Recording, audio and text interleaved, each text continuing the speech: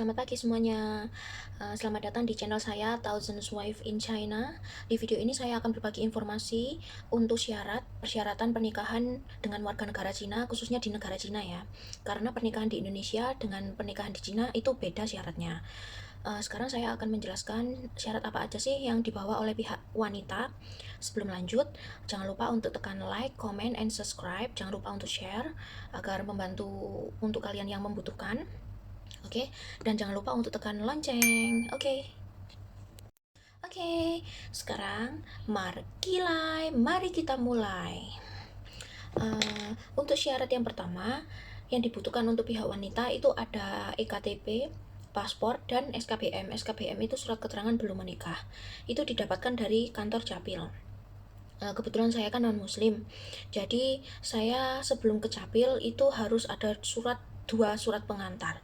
Pertama itu dari kelurahan itu kita bawa KK sama KTP, dan kedua surat pengantar dari gereja. Setelah saya mendapatkan surat pengantar tersebut, saya langsung pergi ke kantor Capil. Setelah dapat surat SKBM dari kantor Capil, saya langsung menuju ke penerjemah tersumpah untuk menerjemahkan SKBM tersebut ke dalam bahasa Mandarin. Nah, nanti saya beri contoh, saya beri tulisannya, listnya apa aja sih yang perlu diterjemahkan, dan langkah-langkahnya bagaimana. Nanti saya kasih tahu. Ini berdasarkan menurut pengalaman saya sendiri ya, pernikahan di Cina tahun 2024. Nah, untuk dokumen yang perlu diterjemahkan ke dalam bahasa Mandarin, itu selain surat keterangan belum menikah, itu ada KTP kita, itu juga harus diterjemahkan ke dalam bahasa Mandarin, sama halaman utama paspor. Ketiga dokumen tersebut harus diterjemahkan ke dalam bahasa Mandarin di penerjemah tersumpah. Lalu setelah semua siap, itu kita harus masuk proses ke apostil. Untuk dokumen yang diapostil itu hanya surat keterangan belum menikah saja. Surat keterangan belum menikah yang versi Indonesia dan versi bahasa Mandarin itu harus diapostil semua.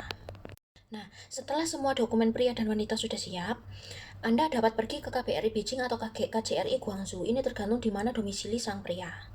Nanti saya kasih contoh daerah-daerahnya ya, mana aja yang perlu ke KJRI Guangzhou, mana aja yang perlu ke KBRI Beijing. Setelah semua sudah siap, silakan datang ke KBRI Beijing atau KJRI Guangzhou. Wanita akan diinterview oleh pihak kedutaan Indonesia. Dan jangan lupa memberikan surat keterangan belum menikah yang versi bahasa Indonesia dan sudah diapostil, itu sangat penting. Dan Anda harus mengisi formulir di sana yang isinya merupakan biodata dari calon mempelai wanita dan pria. Setelah semua selesai, tunggu sampai 3 hari kerja dan surat keterangan belum menikah dari Kedutaan Besar Indonesia sudah selesai. Setelah itu, Anda persiapkan 3 lembar foto latar belakang merah tanpa topi. Di Cina banyak studio foto yang sangat cepat. Dulu saya foto di Cina, dan bilang aja pokoknya kalau udah di studio fotonya ya, bilang aja kalau mau foto buat pernikahan gitu, mereka udah paham. Dan setelah semua selesai, Anda bisa langsung datang untuk mendaftarkan pernikahan di kantor Capil Cina, Departemen Urusan Sipil Provinsi yang ditunjuk untuk mendaftar. Oke, untuk syarat-syarat mempelai pria, saya tidak bisa menyebutkan di video.